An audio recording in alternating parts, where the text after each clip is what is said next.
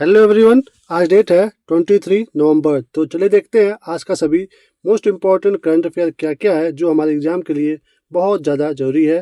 दोस्तों, सबसे पहले वीडियो में हम देखते हैं कोटेशन जो हमें पढ़ाई के साथ साथ एक अच्छा इंसान बनने में मदद करता है। तो आज का कोटेशन क्या है दोस्तों? आज का कोटेशन है कि समय सबसे अनमोल संपत्ति है, इसे समझदारी से खर्च करना चाहिए।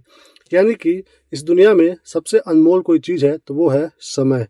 आप किसी को भी कुछ भी दे दो तो एक समय के बाद आपको वो वापस हो सकता है, बट अगर आप किसी को अपना समय देते हो तो वो कभी भी किसी भी रूप में वापस नहीं हो सकता है। तो इसलिए आपको अपना टाइम का वैल्यू समझना चाहिए कि आप अपना समय वहीं पे दें जो देने लायक हो और वहाँ पे आपको समय देने का कुछ आउटपुट मिल रहा हो। यानी कि आपने यहाँ पे देखा कि आपके लाइफ में सबसे ज़्यादा इम्पोर्टेंट है समय का, जो कभी भी वापस नहीं आ सकता है। तो अच्छे से यूज करिए समय का, अच्छे जगहों पे अपना समय दीजिए। ओके, चलिए दोस्तों देखते हैं डेली का चैलेंज। तो आज का दोस्तों वही चैलेंज है, हम डेली इस पे बात करते हैं तो आज इस पे ज़्यादा बात नहीं करेंगे। ओके, देखते हैं आज का सबसे पहला प्रश्न क्या है। तो आज का सबसे पहला प्रश्न है कि हाल ही में कौन सा देश ISA का पूर्ण सदस्य बना है। यानी कि जो ISA है इसका पूर्ण सदस्य हाल ही में कौन बना है आपको बताना है। तो साथ में दोस्तों ऑप्शन है, तो कौन बना है? ये बना है आर्मेनिया। डी, आर्मेनिया बना है ISA का हाल ही में पूर्ण सदस्य। ओके, देखिए इसके बारे में दोस्तों, आर्मेनिया अंतर्राष्ट्रीय सौर गठबंधन का 104वां पूर्ण सदस्य बना है। कौन सा देश? आर्मेनिया बना है अंतर्राष्ट्रीय सौर गठबंधन, जिसको हम लोग ISA बोल रहे हैं, इसका ये फुल फॉर्म है। दोस्तों ये जो ISA है उन देशों का एक अंतर्राष्ट्रीय समूह है जो कर्क रेखा और मकर रेखा के बीच में स्थित है। यानी कि अगर आप पृथ्वी पे देखोगे तो जो ये कर्क रेखा है और मकर रेखा, इसके बीच में जो देश आते हैं वो मिलकर के एक संगठन बनाए हैं, नाम है अंतर्राष्ट्रीय सौर गठबंधन। यानी कि इन देशों पे जो सनलाइट है वो ज़्यादा पड़ता है, तो इसी से संबंधित ये संगठन है। आगे देखिए इसका उद्देश्य क्या है। सौर ऊर्जा के क्षेत्र में बदलाव लाना और नवीकरणीय ऊर्जा संसाधन पर जोर देते हुए ऊर्जा सुरक्षा हासिल करना है इसका उद्देश्य ISA का। और इसे भारत के प्रधानमंत्री नरेंद्र मोदी जी ने 2015 में कहाँ पे शुरू किया था? पेरिस में, जहाँ पे COP21 हो रहा था। यानी कि ये भारत का पहल है, 2015 में शुरू हुआ है। इसका हेडक्वार्टर कहाँ पे है? इसका दोस्तों हेडक्वार्टर अपने प्यारे भारत में यानी कि हरियाणा में है, जो हरियाणा का गुरुग्राम है वहाँ पे है। अब दोस्तों आपको यहाँ पे ध्यान देना है कि ये जो अंतर्राष्ट्रीय सौर गठबंधन है ये विश्व लेवल का ऐसा पहला संगठन है जिसका हेडक्वार्टर हमारे प्यारे भारत में है। यानी कि इससे पहले किसी भी अंतर्राष्ट्रीय गठबंधन का हेडक्वार्टर हमारे भारत में नहीं है और ये पहला गठबंधन है जिसका हेडक्वार्टर है अपने भारत में। आगे देखिए, अंतर्राष्ट्रीय सौर गठबंधन का पहला सम्मेलन कब हुआ था? 2018 में। उसमें नरेंद्र मोदी जी और फ्रांस के जो उस समय के राष्ट्रपति थे इमैनुअल मैक्रो, इनके नेतृत्व में हुआ था। तो ध्यान देना है कि ये 2015 में शुरू हुआ है लेकिन पहला सम्मेलन 2018 में हुआ है, तो ये अंतर है, आपको ध्यान देना है। ओके दोस्तों, चलिए देखिए यहाँ पे क्या बात हो रहा है आर्मेनिया का, जो अभी नया 104 नंबर का सदस्य बना है।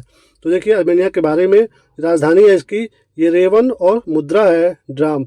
यहाँ पे आपने देख लिया कि 104 नंबर का ये देश बना है, बट इससे भी ज़्यादा मोस्ट इम्पोर्टेंट आपके एग्जाम में आ सकता है कि 100वां देश कौन सा बना है इसका। दोस्तों इसी साल इसका 100वां देश कौन सा बना था? तो वो बना था उरुग्वे। कौन बना है?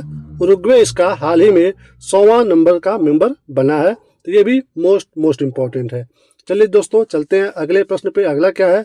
हाल ही में इसरो ने गगनयान मिशन के लिए किस देश की स्पेस एजेंसी के साथ समझौता किया है?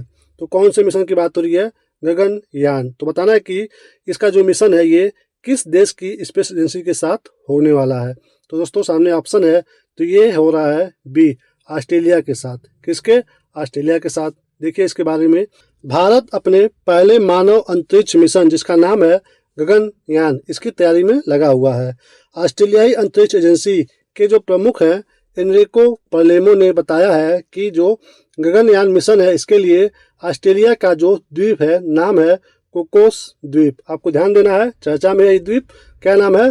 कोकोस द्वीप। इसके ऊपर जो है अस्थायी ग्राउंड स्टेशन तैयार किया जा रहा है इस मिशन के लिए। तो ये द्वीप आपके एग्जाम के लिए मोस्ट इम्पॉर्टेंट है। ये कहाँ पे है? ऑस्ट्रेलिया में है। सीधे एग्जाम में सिर्फ यही पूछ सकता है, तो ध्यान रखिएगा इसका नाम। ओके दोस्तों, बात हो रहा है गगनयान के बारे में।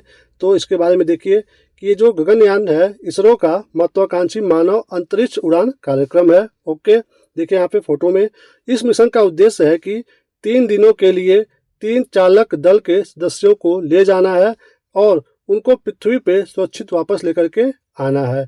तो ये है मिशन गगनयान। ओके, किसके द्वारा शुरू किया गया दोस्तों? ये भारत का इसरो है। तो देखिए इसरो के भी बारे में, इसका गठन कब हुआ था? 15 अगस्त को 1669 में। और इसका हेडक्वार्टर कहाँ पे है? बेंगलुरु में है, यानी कि कर्नाटक राज्य में है। प्रेजेंट टाइम में इसके अध्यक्ष हैं डॉक्टर एस सोमनाथ। ओके, चलिए दोस्तों चलते हैं अगले प्रश्न पे। अगला क्या है? कौन सा देश IECA वैश्विक सहकारी सम्मेलन की मेजबानी करेगा? तो कौन से सम्मेलन की बात हो रही है? वैश्विक सहकारी सम्मेलन की। तो बताना है कि मेजबानी कौन करेगा इस बार। तो दोस्तों सामने यहाँ पे ऑप्शन है। तो ये कौन कर रहा है? अपना प्यारा भारत। किसकी बात हो रही है? वैश्विक सहकारी सम्मेलन की। तो देखिए इसके बारे में डिटेल में दोस्तों, यहाँ पे क्या लिखा है? भारत 25 से 30 नवंबर 2024 के बीच नई दिल्ली में, कहाँ पे हो रहा है? नई दिल्ली में अंतर्राष्ट्रीय सहकारी गठबंधन ग्लोबल कोऑपरेटिव कॉन्फ्रेंस की मेजबानी करेगा। कहाँ पे? नई दिल्ली में होने वाला है। और दोस्तों ये पहली बार है जब ICA के 130 वर्षों के इतिहास में यह वैश्विक सहकारी आंदोलन कहाँ पे हो रहा है? भारत में हो रहा है। 130 वर्ष में पहली बार हो रहा है ये। ओके दोस्तों, इसका शुभारंभ कौन करेंगे? हमारे PM मोदी जी। ओके, और किस रूप में करेंगे? संयुक्त राष्ट्र अंतर्राष्ट्रीय सहकारी वर्ष 2025। इसका विषय क्या होगा? इसका दोस्तों नीति और उद्यमशीलता, पारिस्थितिक तंत्र को सक्षम बनाना है, समृद्धि के लिए उद्देश्यपूर्ण नेतृत्व का पोषण करना है, सहकारी पहचान को पुनः पुष्टि देना है और 21वीं सदी में समृद्धि के लिए भविष्य का निर्माण करना है। तो दोस्तों ये विषय है इस बार के अंतर्राष्ट्रीय सहकारी गठबंधन का। और चलिए देखिए यहाँ पे ये जो अंतर्राष्ट्रीय सहकारी गठबंधन है ये कब बना था और इसका मुख्यालय कहाँ पे है? तो दोस्तों ये स्थापना हुआ था इसका 1895 में। मुख्यालय है स्विट्जरलैंड में, यानी कि स्विट्जरलैंड के जिनेवा शहर में। और इससे पहले ये कहाँ था? लंदन में। 1982 में ये आ गया स्विट्जरलैंड में इसका हेडक्वार्टर। और दोस्तों यहाँ पे एक इसका दिवस भी है। देखिए क्या लिखा है? अंतर्राष्ट्रीय सहकारिता दिवस। ये दोस्तों हर साल जुलाई के पहले शनिवार को मनाया जाता है, अंतर्राष्ट्रीय सहकारिता दिवस। तो ध्यान देना है, जुलाई महीने में मनाया जाता है। चलिए दोस्तों चलते हैं अगले प्रश्न पे। अगला क्या है? केंद्र सरकार की क्लीन टॉयलेट चैलेंज 2023 प्रतियोगिता में किस राज्य ने प्रथम स्थान हासिल किया है? तो किसकी बात हो रही है? 2023 की क्लीन टॉयलेट चैलेंज की बात हो रही है। तो प्रथम स्थान किस राज्य का ये बताना है। दोस्तों ये है 2023 का, बट पब्लिश हुआ है 2024 में, तो इसलिए हम इसको इस समय देख रहे हैं।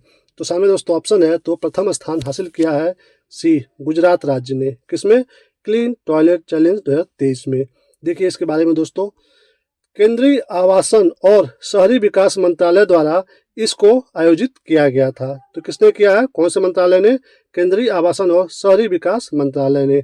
इसमें गुजरात को पहला स्थान, उड़ीसा को दूसरा स्थान और उत्तराखंड को तीसरा स्थान मिला है। और देखिए यहाँ पे बात हो रहा है गुजरात का। तो गुजरात के बारे में, यहाँ के CM कौन है दोस्तों? ये भाजपा के हैं, नाम है भूपेंद्र भाई पटेल। ओके, और राज्यपाल है आचार्य देवव्रत जी। ओके, तो कौन रहा है टॉप पे?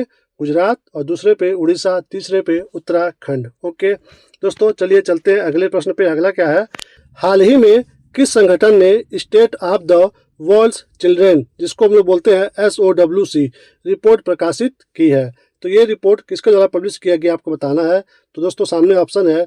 तो ये पब्लिश किया गया है A, संयुक्त राष्ट्र बाल कोष के द्वारा, जिसको हम लोग बोलते हैं यूनिसेफ। ओके, देखिए इसके बारे में दोस्तों, यहाँ पे संयुक्त राष्ट्र बाल कोष यूनिसेफ ने विश्व के बच्चों की स्थिति 2024 रिपोर्ट प्रकाशित की है। ओके, यहाँ पे क्या बात हो रहा है? ये दोस्तों ये वार्षिक रिपोर्ट है जो संघर्ष, बाल श्रम और विकलांगता सहित बच्चों को प्रभावित करने वाले वैश्विक मुद्दों का विश्लेषण करता है ये रिपोर्ट। ओके दोस्तों, इस रिपोर्ट में क्या कहा गया है कि 2050 तक भारत, चीन, नाइजीरिया और पाकिस्तान जो है वैश्विक बाल आबादी का 1/3 से अधिक हिस्सा होगा। यानी कि दोस्तों इस रिपोर्ट में कहा गया है कि 2050 तक इतने देशों का जो वैश्विक बाल आबादी होगा वो पूरे विश्व का 1/3 से भी अधिक होगा। ओके दोस्तों, आगे यहाँ पे एक सूचकांक की बात हो रही है जो 2021 में आया था, स्पेशली ये बच्चों के लिए था। नाम है जलवायु जोखिम सूचकांक। इसमें जो 163 देश रहे हैं उसमें भारत का रैंकिंग रहा है 26वें स्थान पे।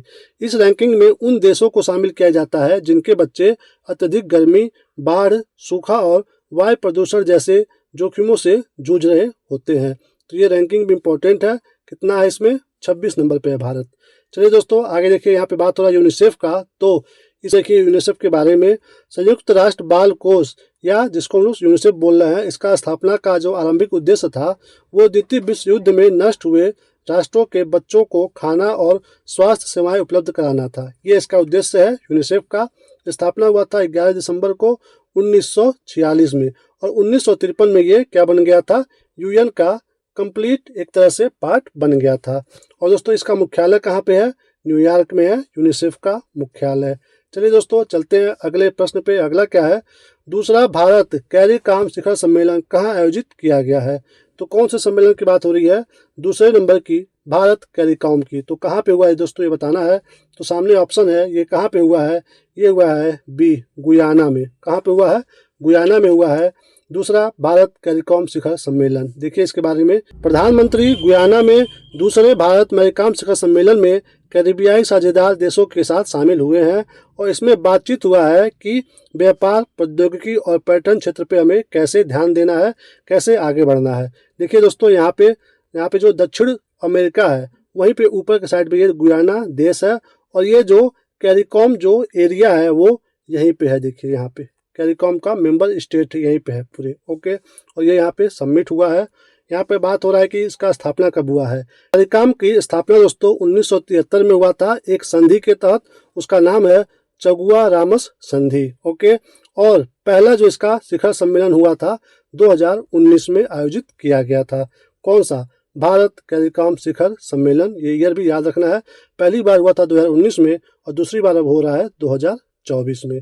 चलिए दोस्तों आगे देखते हैं अगला प्रश्न। जलवायु परिवर्तन प्रदर्शन सूचकांक, जिसको हम लोग CCPI 2025 बोल रहे हैं, इसमें भारत का रैंक क्या है ये आपको बताना है। तो दोस्तों सामने ऑप्शन है, तो इसमें रैंक है भारत का D, 10वां रैंक है 2025 के जलवायु परिवर्तन प्रदर्शन सूचकांक में भारत का। देखिए डिटेल में दोस्तों इसके बारे में। यहाँ पे भारत ने CCPI 2025 में पिछले वर्ष की तुलना में 2 स्थान नीचे गिरने के बावजूद शीर्ष 10 देशों में अपना स्थान कायम रखा है। यानी कि इससे पहले कौन सा रैंक था? 8वें नंबर पे, और अब 2 स्थान जो है नीचे गिर गया है। इस रिपोर्ट में दोस्तों क्या बात होता है कि भारत के प्रति व्यक्ति उत्सर्जन को कम करने और नवीकरणीय ऊर्जा के तेजी से अपनाने के लिए किए गए सराहनीय प्रयासों को उजागर किया जाता है। ये रिपोर्ट किसके द्वारा पब्लिश किया जाता है? German watch, new climate institute और क्लाइमेट एक्शन नेटवर्क के द्वारा। ओके, इसमें दोस्तों 63 देशों के साथ साथ EU का आकलन किया जाता है, यानी कि यूरोपीय संघ का। दोस्तों 2025 में जो शीर्ष 3 स्थान रहे हैं वो खाली रहे हैं। क्यों? क्योंकि कोई भी देश बहुत उच्च प्रदर्शन हासिल नहीं कर सका है। तो 3 स्थान खाली है, आपको ये भी ध्यान देना है। तो चौथे पे है, यानी कि पहले पे है डेनमार्क, उसके बाद नीदरलैंड, फिर UK। ओके, आगे देखिए दोस्तों अगला यहाँ पे क्या प्रश्न है। भारत का पहला AI डेटा बैंक किस उद्देश्य के लिए लॉन्च किया गया है? तो किसकी बात हो रही है? भारत का पहला AI डेटा बैंक का उद्देश्य क्या है आपको बताना है। तो सामने दोस्तों ऑप्शन है, तो इसका उद्देश्य है राष्ट्रीय सुरक्षा। क्या है? राष्ट्रीय सुरक्षा उद्देश्य है। यहाँ पे देखिए इसके बारे में यहाँ पे मीटिंग हुआ है। भारत ने अपनी पहली कृत्रिम बुद्धिमत्ता यानी कि AI डेटा बैंक की शुरुआत की है, जो नवाचार को बढ़ावा देने और राष्ट्रीय सुरक्षा को मजबूत करने की दिशा में एक महत्वपूर्ण पहल है। इस ऐतिहासिक कदम की घोषणा किसने की है? केंद्रीय मंत्री डॉक्टर जितेंद्र सिंह ने। कहाँ पे? एस्कॉम AI लीडरशिप मीट में जो 2024 में हुआ है।